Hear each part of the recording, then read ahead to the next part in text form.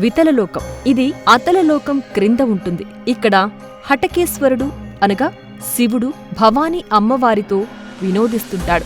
హాటకి నదీ జలాలతో తయారైన సువర్ణంతో అసుర స్త్రీలు అలంకరించుకుంటూ ఉంటారు.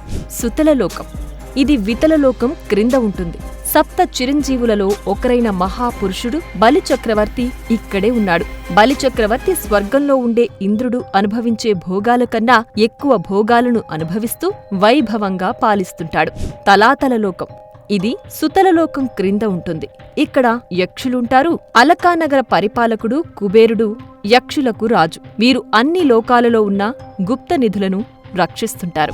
మహాతలలోకం ఇది తలాతలలోకం క్రింద ఉంటుంది. ఇక్కడ క్రతుపుత్రులైన వినత క్రతువులు, కాద్రవేయులు అను సర్పాలు సహస్రాది శిరస్సులతో కూడినవారై మహాబలవంతులై కామరూపధారులై తమ పత్నులతో కూడి ఉన్నారు.